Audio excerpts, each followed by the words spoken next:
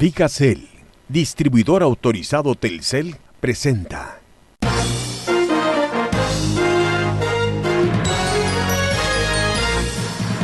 En A Su Salud Entérese, los cánceres de cabeza y cuello comienzan por lo general en la boca, nariz y garganta. De acuerdo con datos de Globocan, México registró en el 2018 más de 2,000 nuevos casos de cáncer de labio y cavidad oral en todo el país y más de 600 muertes por esta causa. La doctora Lucía Flores García, especialista en oncología, nos explica los factores de riesgo para desarrollar este tipo de cáncer. Además, en el marco del Día Mundial de la Hepatitis, Laboratorios Roche presentó en conferencia de prensa una perspectiva integral del cáncer de hígado en México, dando a conocer que las infecciones crónicas por hepatitis B o C originan al menos el 65% de los tumores hepáticos más frecuentes como cáncer de hígado. ¿Qué tal, amigos de A Su Salud? Gracias por acompañarnos y bienvenidos al programa de los especialistas. Les saluda Joel Flores. Y bueno, hoy vamos a iniciar una interesante plática con la doctora Lucía Edith Flores García. Ella es especialista en oncología médica por la Universidad Nacional Autónoma de México y bueno, certificada además por el Colegio Mexicano de Oncología. Vamos a platicar en relación a lo que es cáncer de cabeza y cuello. Doctora, gracias por esta plática. Platiquemos de cáncer de cabeza y cuello. ¿Qué tan frecuente es este padecimiento? Claro que sí. Muchas gracias, Joel, por la invitación. Gracias a la audiencia que está conectada. Efectivamente, este es un tipo de cáncer particular. A lo mejor como suena a cabeza y cuello, pues lo primero que hay que decir para específicamente contestar esta pregunta es en qué estructuras estamos hablando, puesto que en la cabeza tenemos estructuras como lo que es el cerebro, estructuras intracraneales, los ojos. Sin embargo, el cáncer de cabeza y cuello específicamente se va a referir a las estructuras en grueso, vamos a decir, de la nariz hacia abajo, hacia la garganta. Entonces, tomando en consideración estas estructuras, el cáncer de cabeza y cuello, digamos, tiene una incidencia de entre 7.5 habitantes por cada 100,000, 7.5, casos por cada 100,000 habitantes. Esto en general. Y, digamos, en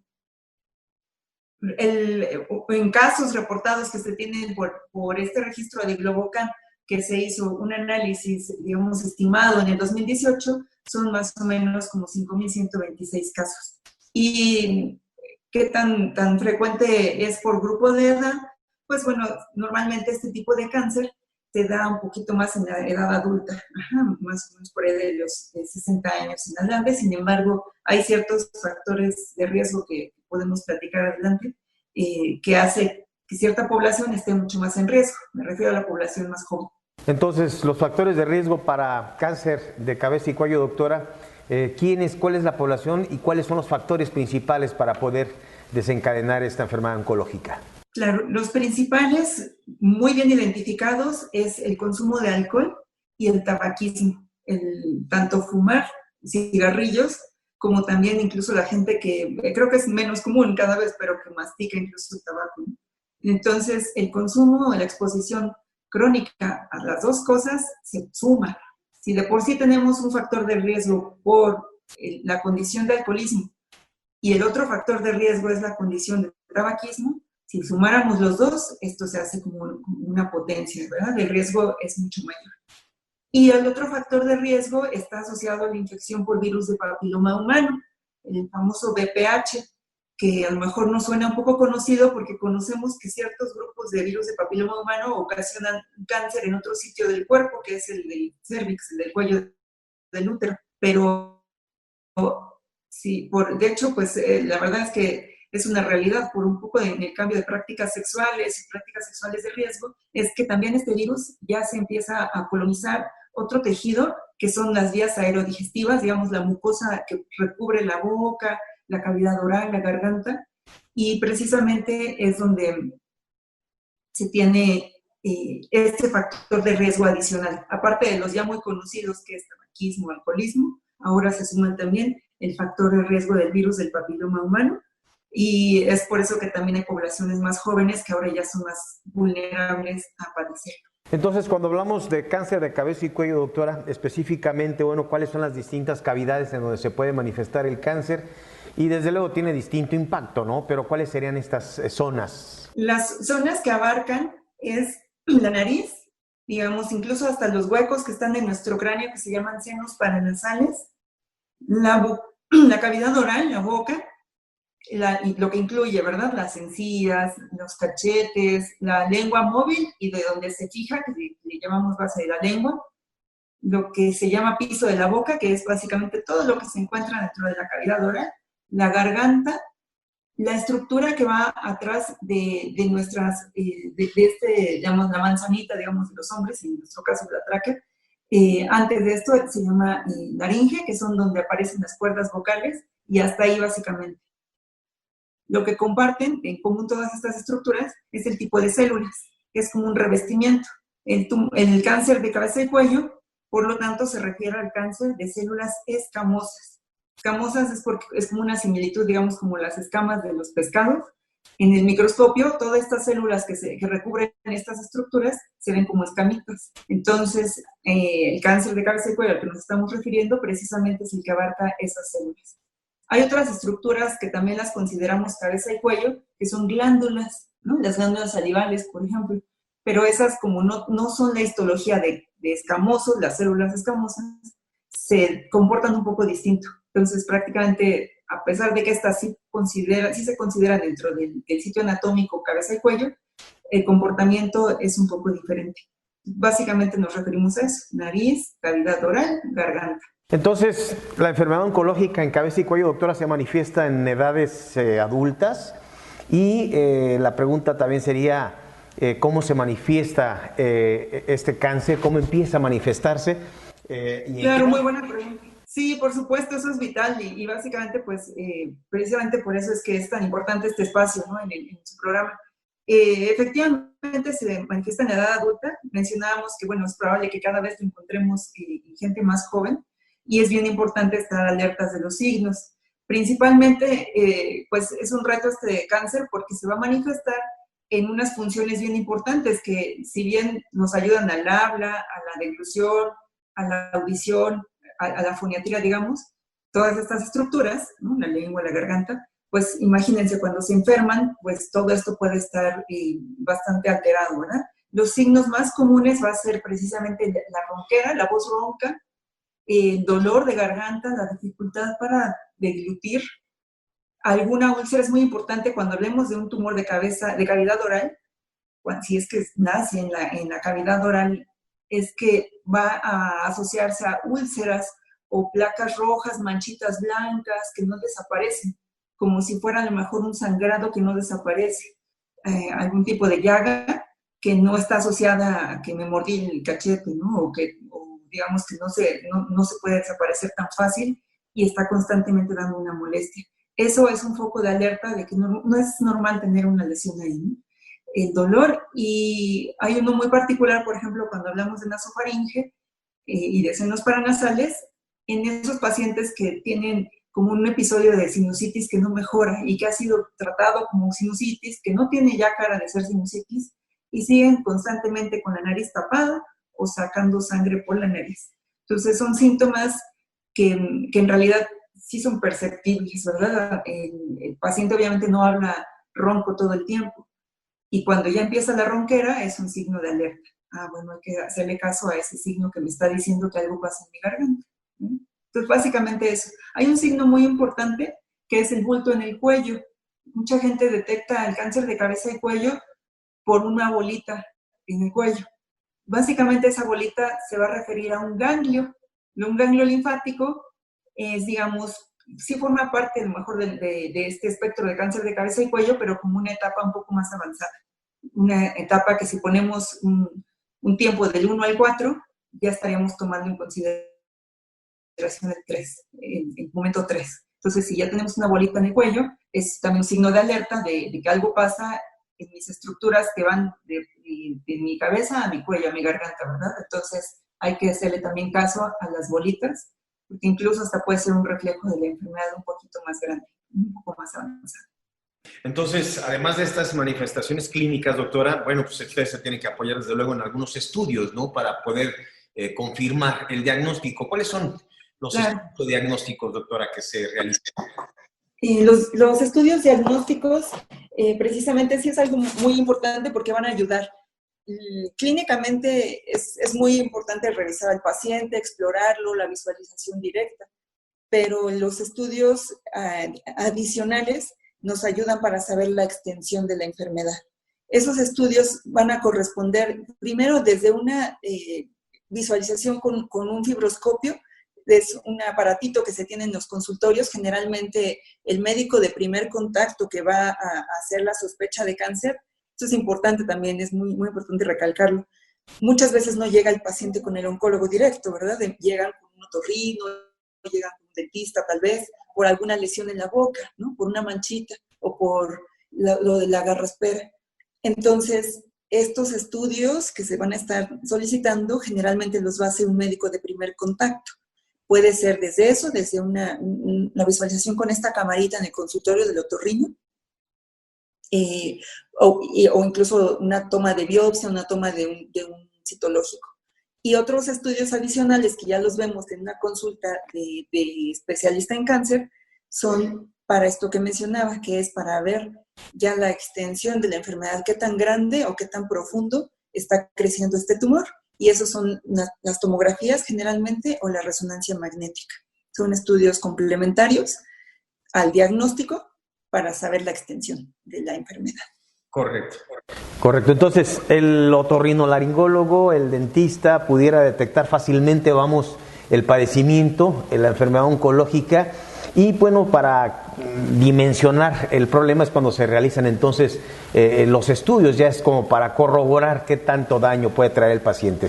¿Cuál es el tratamiento, doctora? ¿Cuál es el tratamiento de actualidad para poder tratar? Sí, Joel, pues mire, en este caso el tratamiento depende de dos circunstancias. En general hay muchas que tomar en cuenta, pero la circunstancia inicial es la localización del tumor y la extensión del mismo, porque va a diferir un poco el tipo de tratamiento. En general, las modalidades que vamos a utilizar y de las que un paciente se puede beneficiar pueden ser básicamente 3: cirugía, radiaciones, que es la radioterapia, y medicamentos. Puede ser en combinación una con la otra, en secuencia, me refiero primero a una y luego se complementa con otra modalidad, o bien solamente una o dos de estas modalidades. Entonces, la modalidad de cirugía generalmente lleva como el objetivo o la meta de una enfermedad que puede ser curable, de resecar por completo la enfermedad. Entonces viene o toma sentido esto que mencionábamos del otro factor, que es la extensión de la enfermedad. Si una enfermedad es muy temprana, muy chiquita, se determina rápido, pues sí que puede ser candidata a una cirugía con intento de resección.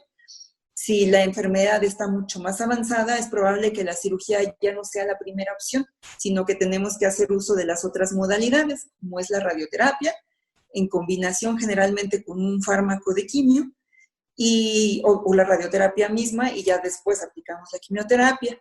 Entonces, es por eso que interviene tanto la localización, el tipo de cirugía va a ser distinta si solamente se localiza en la cavidad oral, a que si se localiza, por ejemplo, en la laringe, en las cuerdas vocales. Y también depende muchísimo, que es muy importante, esto de la etapa, si la enfermedad se localiza tempranamente.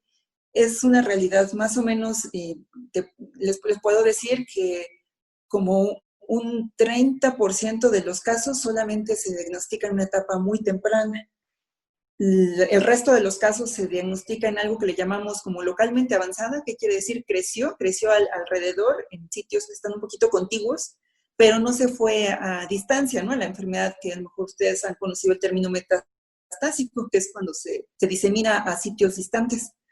Y como un porcentaje ya muy poquito, como un 10-12%, sí que se va a encontrar lejos, ¿verdad? Como en los huesos, a lo mejor ya afectando pulmones.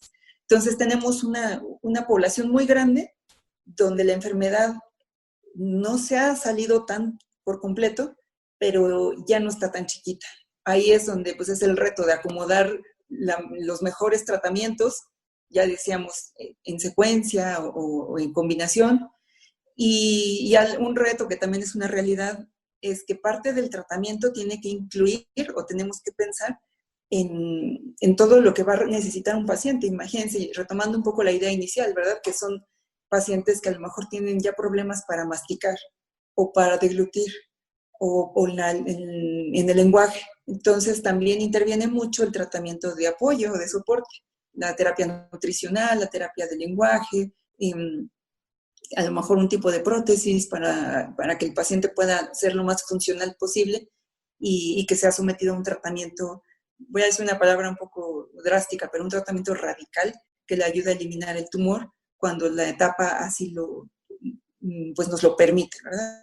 Y finalmente, pues está la enfermedad que es recurrente. ¿A qué se refiere? A que puedo yo eliminar a la enfermedad, pero pues algo que es muy conocido es que el cáncer suele tener una tendencia a regresar, a que una vez que ya se eliminó, pueda tener una tendencia a regresar.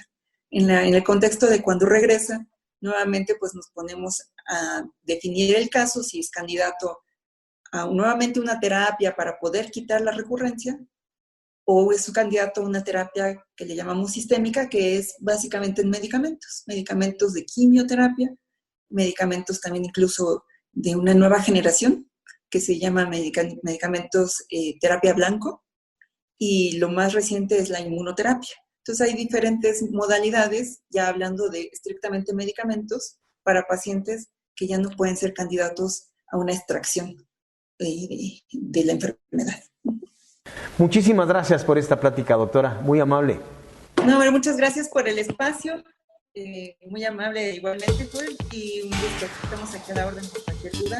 Para las videollamadas, un nuevo Amigo Kit. Estrena uno de 799 o más y al activarlo con 100 pesos te llevas un paquete con valor de 300. Puntos de venta Telcel, abiertos con medidas de sana distancia e higiene. Digacel, distribuidor autorizado Telcel. Visítanos en nuestra tienda matriz en Chapultepec 125, Colonia Lafayette, casi esquina Vallarta. Vigencia al 9 de agosto. Consulta términos, condiciones, políticas y restricciones en telcel.com.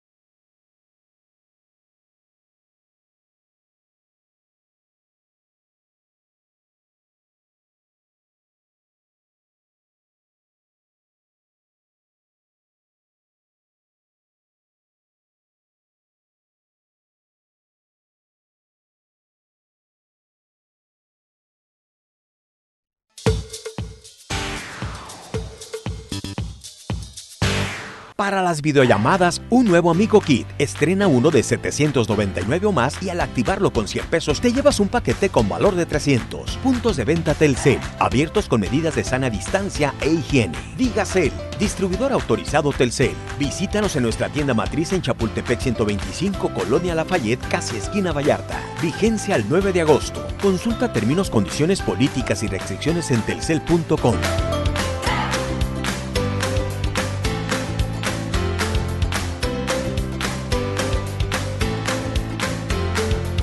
Continuamos en A Su Salud. En días pasados se conmemoró el Día Mundial de la Hepatitis. Enseguida vamos a escuchar en Instantáneas Médicas las infecciones crónicas como la hepatitis B y C, que son precursoras hasta en un 65% de este tipo de cánceres. Instantáneas Médicas. Información médica de actualidad al instante. Instantáneas Médicas. 28 de julio, Día Mundial contra la Hepatitis. El 65% de los casos de cáncer de hígado son causados por la hepatitis B y C. El carcinoma hepatocelular CHC o cáncer de hígado es el tumor hepático primario más frecuente. Aproximadamente el 90% de los tumores y al menos el 65% de los casos son atribuibles a causas virales, es decir, infección crónica por hepatitis B y o C. Otros factores de riesgo a los que se atribuyen el 35% de los casos restantes pueden ser tabaquismo, obesidad y el consumo de alcohol, ambos problemas de salud pública en México y que han ido en aumento en la población mayor de 20 años. En México, en el año 2018 hubo 7.265 nuevos casos y 6.868 muertes asociadas a este tipo de cáncer. La tasa de supervivencia a 5 años es de 18% y en etapas avanzadas es de 2%. Aproximadamente el 20% de los pacientes con CHC tardan más de 3 meses en ser diagnosticados, lo que atribuye al crecimiento tumoral. Por lo complejo de la enfermedad, el carcinoma hepatocelular se detecta en etapas tardías, lo cual hace evidente la necesidad de mejorar las estrategias de diagnóstico y tratamiento oportunos. De acuerdo con estudios realizados en México en las últimas 5 décadas, se ha confirmado el incremento en su incidencia y mortalidad. La doctora María del Mar García Ortega, oncóloga médica de Medical Science Liaison Oncología Roche México, comenta: el pronóstico de vida del paciente de cáncer de hígado depende principalmente de 2 factores: la detección oportuna y el tratamiento adecuado. Actualmente existen terapias innovadoras que han logrado retrasar significativamente la progresión de la enfermedad, lo cual representa una mejor expectativa de vida para los pacientes, concluyó. En el Día Mundial contra la Hepatitis, que se conmemora el 28 de julio y bajo el lema "Aún hay tiempo, atiende el cáncer de hígado",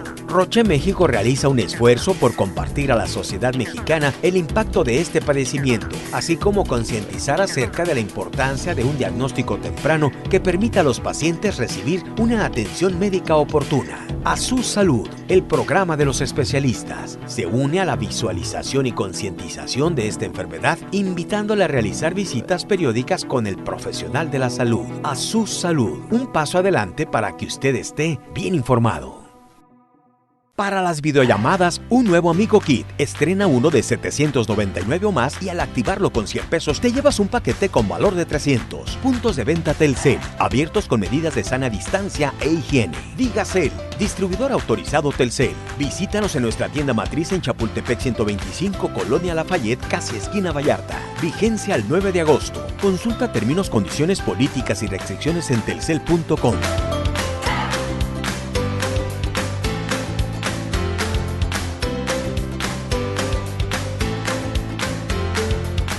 Enseguida, tips saludables para compartir. Lo que usted debe saber sobre los medicamentos para dormir.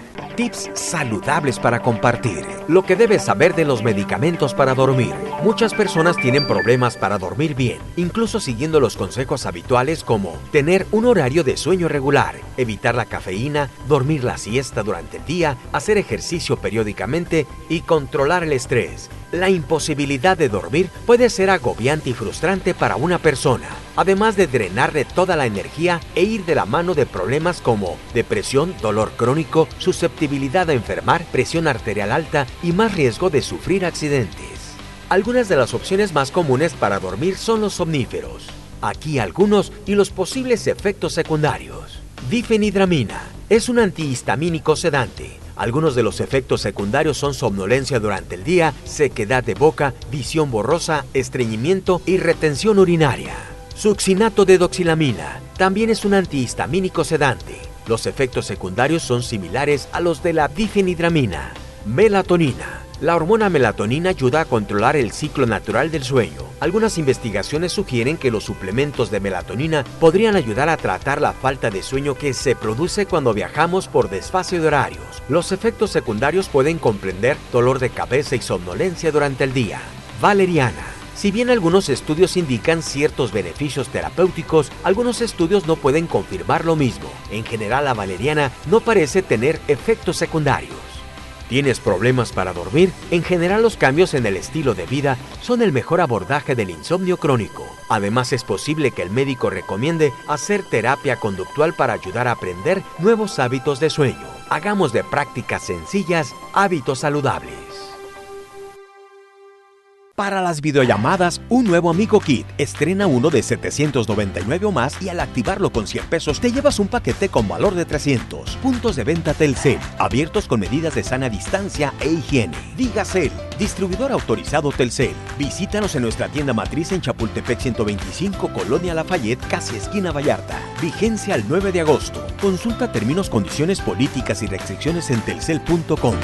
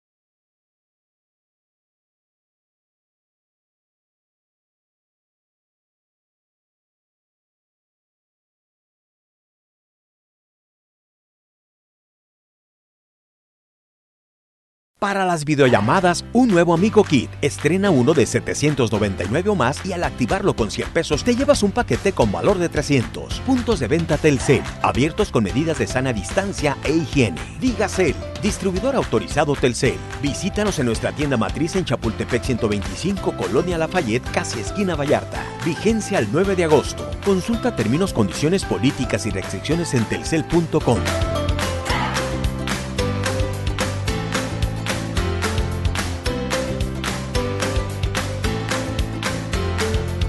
Amigos, estamos llegando a la parte final. Le quiero agradecer por el favor de su atención. Compártanos en A Su Salud, como A Su Salud Oficial, como A Su Salud, el programa de los especialistas. Muchas gracias.